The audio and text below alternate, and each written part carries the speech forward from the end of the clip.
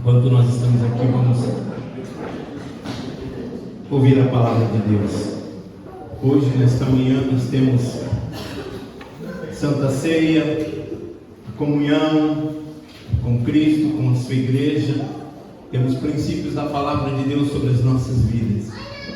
E o Espírito Santo, irmãos, ele tem formado em você o desejo ardente de buscar a presença de Deus incondicionalmente, independente da situação que você tem vivido, que tem motivado a sua vida, o seu coração, que tem levado você a buscar. Como você tem vivido durante essa caminhada de fé que você estabeleceu na sua vida com Jesus? Desde o primeiro dia em que você encontrou a Cristo, como tem sido de lá para cá?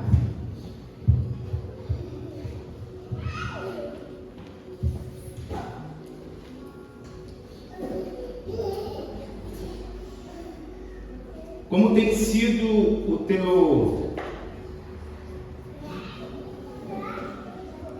vocabulário, sua palavra?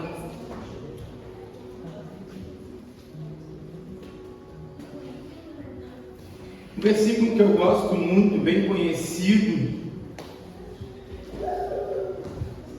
que muda, que altera a história da nossa vida de condenação, de pecado, de fracasso, de erros.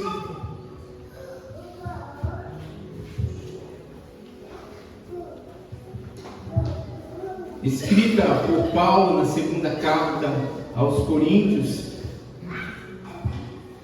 no capítulo 5,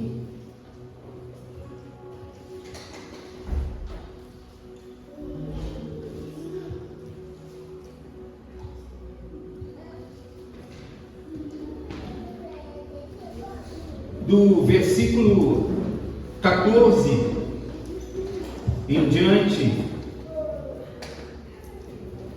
falando do amor de Cristo. E ele diz, eu vou ler com você: o amor de Cristo nos constrange, porque estamos convencidos de que um morreu por todos, logo todos morreram. Ele morreu por todos para que aqueles que vivem já não vivam para si mesmos, mas para aquele que por eles morreu e ressuscitou. De modo que, de agora em diante, a ninguém mais consideramos do ponto de vista humano, ainda que antes tenhamos conhecido Cristo, dessa forma já não o conhecemos assim. Portanto, se alguém está em Cristo, é uma nova criatura. As coisas antigas já passaram, e eis que tudo se fez novo ou novas. Aquele ou aquela, assim que está em Cristo, nova criatura é. As coisas velhas já passaram, e eis que tudo se fez novo. Amém? Tem um outro versículo que eu gosto muito. Deixa eu ver se eu consigo localizar aqui onde ele está. Que está lá em Gálatas também, no capítulo 2, o verso 20. Gálatas 2, 20. Estou crucificado com Cristo, assim, já não sou eu quem vive, mas é Cristo que vive em mim, e a vida que agora vivo no corpo, vivo na fé do Filho de Deus, que me amou e se entregou por mim. Amém? Já estou crucificado com Cristo. Aquele que está em Cristo, nova criatura é. Eu já estou crucificado com Cristo. Eu vivo. Qual é a tua condição nesta manhã? Qual é a base da sua fé nessa caminhada, irmão? fé. Se você perguntar para irmãos, desde o primeiro dia em que esse versículo se fez parte da sua vida, da vida louca, da vida de pecado, da vida de maldição, da vida de enfermidades, da vida de fracasso, da vida de mentira, da vida de engano, da vida de roubo, da vida de falsidade,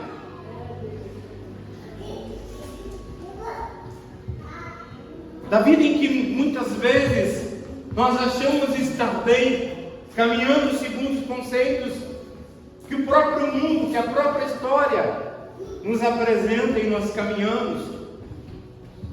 Aí quando nós nos aproximamos da glória de Deus, através da pessoa bendita do Senhor Jesus, que te amou, que te ama, que pagou um preço maravilhoso pela minha e pela sua vida, querendo mudar a história e o contexto de toda a sua vida, mesmo em lutas, mesmo em fracasso, mesmo estando numa pátria talvez que não seja sua, mesmo estando num lugar que não seja seu, ainda assim Deus está ali e diz: eu cuido de você, eu trabalho por você, eu te ajudo, eu te esforço, dizendo: Deus, você não está sozinho.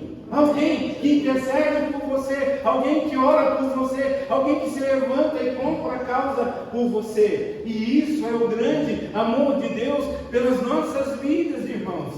Esse é o grande amor de Deus pelo nosso coração, pela nossa alma e pelo nosso espírito, em fazer-nos entendidos pela palavra, em revelar Cristo entre nós. Uma das maiores dádivas que nós temos da parte de Deus é que Cristo se revelou a nós, sendo nós ainda pecadores, que Cristo veio até nós para nos resgatar do lamaçal do pecado e nos levar e nos transportar para a sua presença.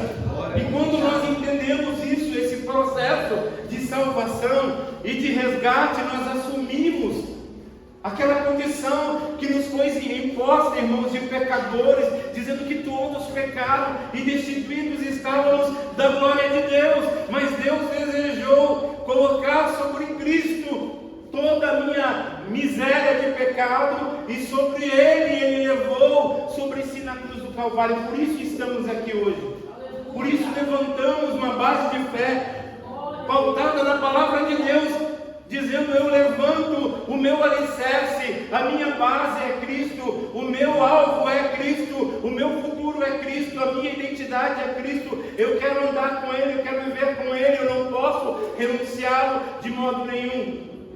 E nessa caminhada, irmãos, quanto tempo faz? Nessa caminhada, quantas lutas, quantas batalhas você enfrentou? Dessas, quantas batalhas você enfrentou? Quantas você perdeu? Quantas marcaram a sua história? Quantas marcaram a sua vida?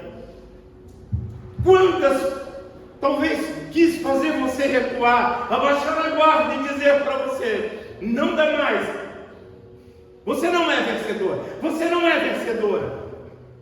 Mas Cristo garante em mim e em você o sinal da glória de Deus, para que você saiba que em Cristo você é verdadeiramente livre. Livre, livre, irmãos.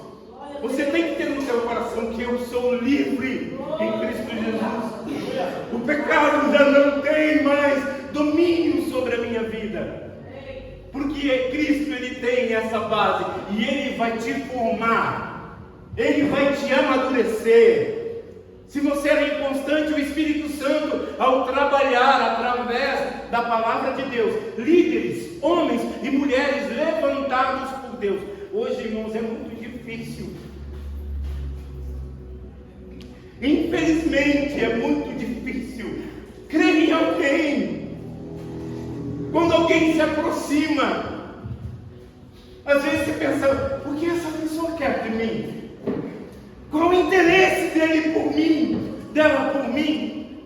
Por que ele está se aproximando? Tem algo ali que ele quer tirar um proveito ou alguma coisa, mas o amor de Cristo nos constrange ao ponto de nós pagarmos um preço por alguém, de nós levarmos essa pessoa à verdadeira identidade de Cristo. E o Evangelho, irmãos, ele é pregado todos os dias, todas as manhãs, todas as noites, todas as tardes, em momentos difíceis, ruins, não importa. O Espírito Santo está moldando o teu caráter, está trabalhando sobre a sua vida, ajustando você, imprimindo em você a identidade verdadeira de Cristo pelo qual você nasceu.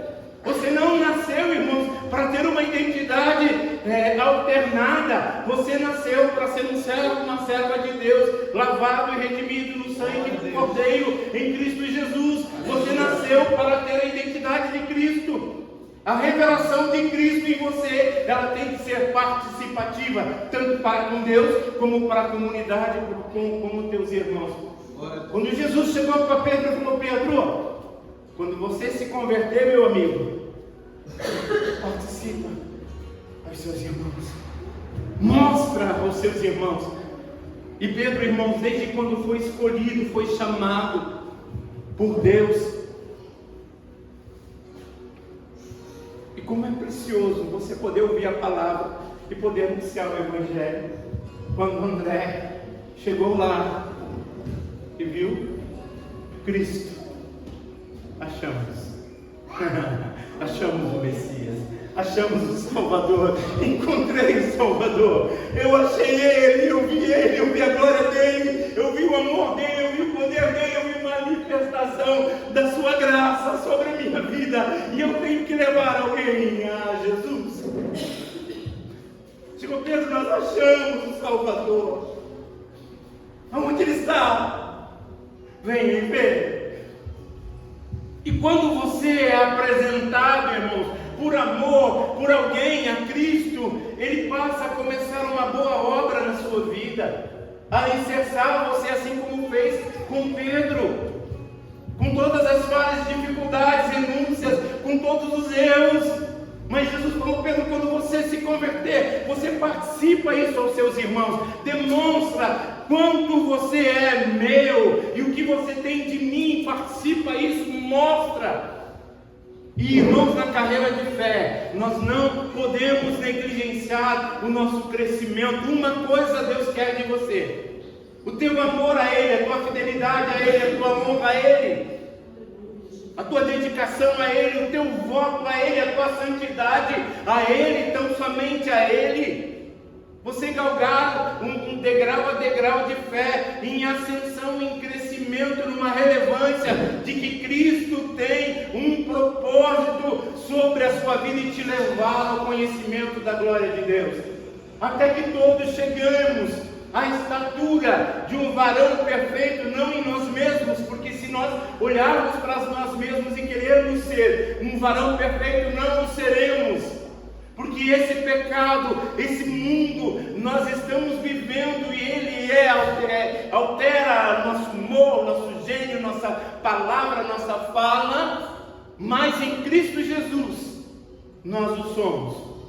Em Cristo Jesus nós temos.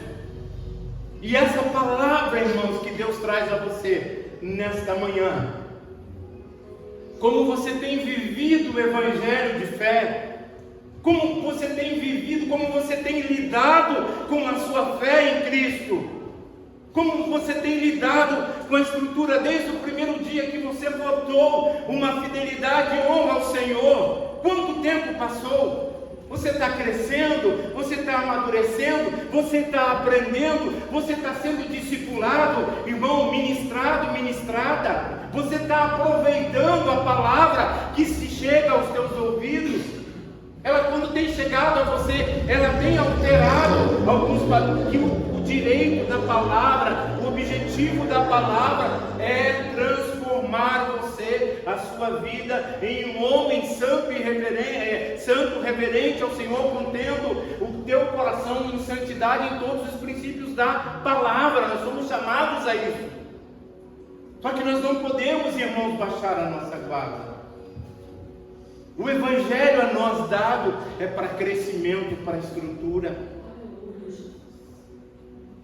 E quando o texto fala que eu já estou crucificado com Cristo. E eu vivo, não mais eu, mas é Cristo que está vivendo em mim. E a vida que eu hoje estou vivendo na minha carne, eu vivo ela na fé do Filho de Deus, que se entregou por mim e me amou.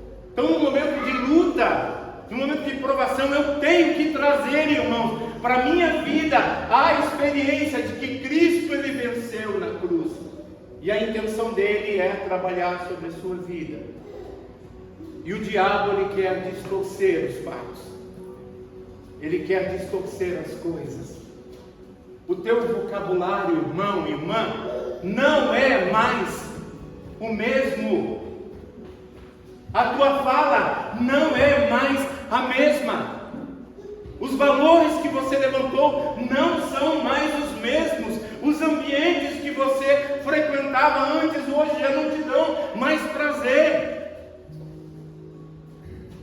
O pecado que tão de perto te rodeava, hoje já não tem o efeito como tinha antes, daquele prazer de pecar. Hoje, quando você erra, quando você falha, vem no teu coração como Pedro, quando negou Jesus lá, dizendo: não conheço esse camarada, não sei. Depois que Jesus havia falado, e uma das coisas, irmãos, que eu estava pensando, é o cumprimento de uma palavra, né? A gente busca palavras proféticas, né? Que alguém confirme aquilo que nós queremos. Um bem material, um carro,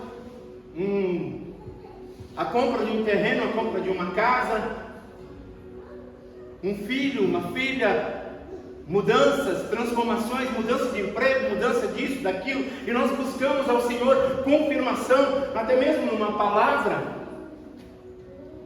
E quando essa palavra às vezes se cumpre na nossa vida, nós nos alegramos. Puxa, Deus confirmou a sua palavra. Irmãos, pense em Pedro. Ele recebe uma palavra de Jesus. Ele recebe uma palavra de Jesus, uma palavra quase que profética. Difícil essa palavra ouvir. Pedro, antes que o galo cante, você vai me negar. Era uma palavra? Era uma palavra. Difícil essa palavra se cumprir, né?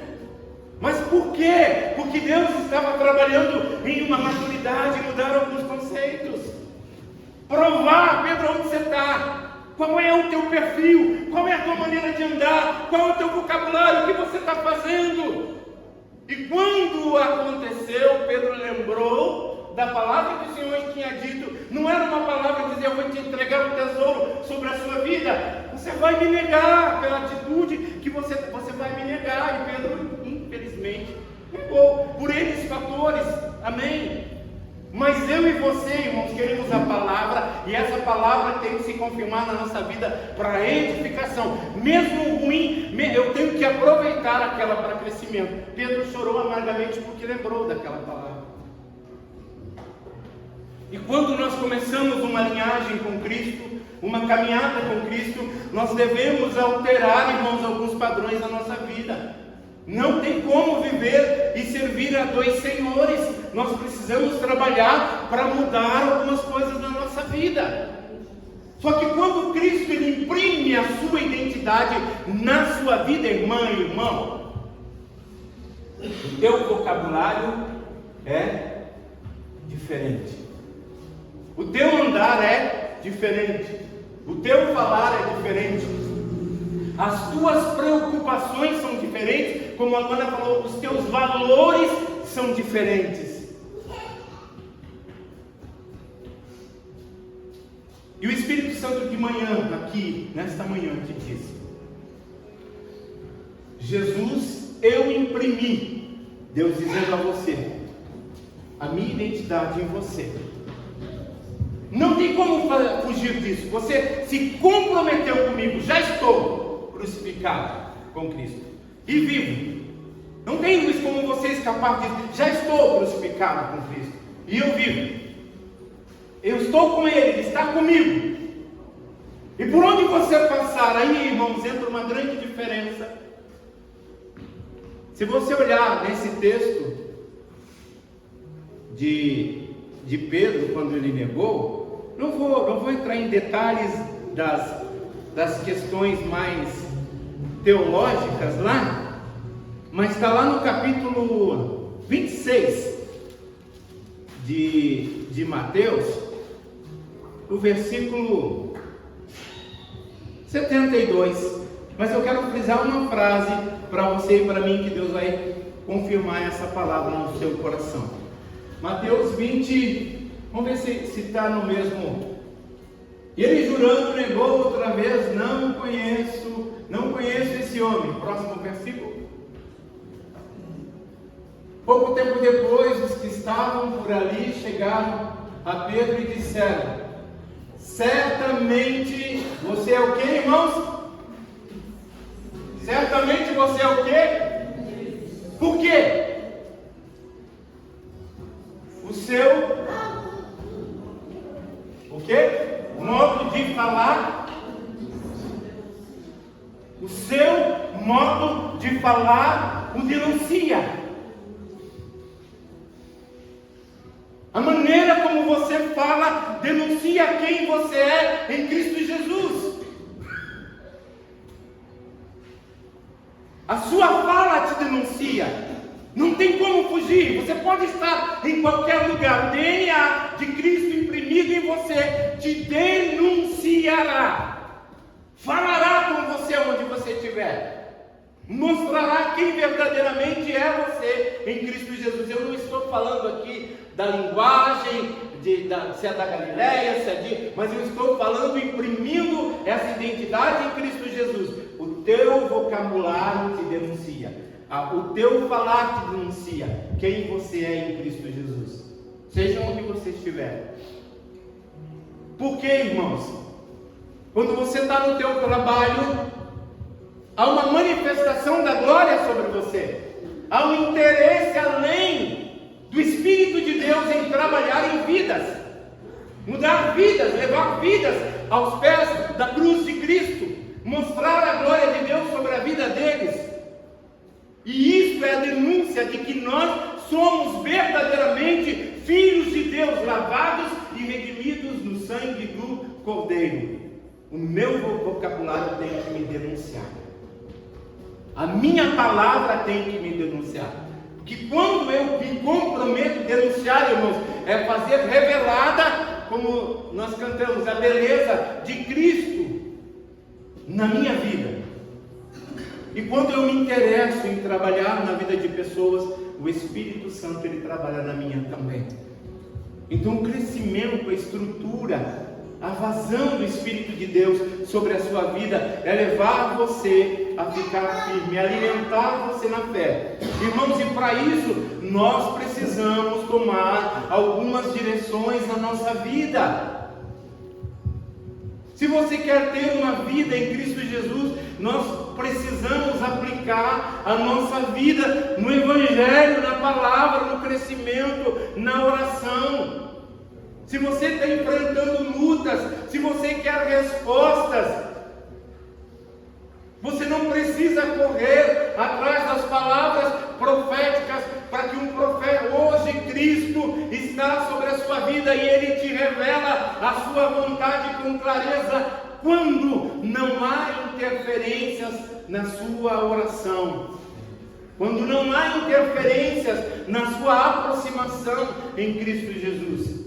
E nós precisamos, irmãos, reverenciar a Deus em primeiro lugar e mostrar quem verdadeiramente é.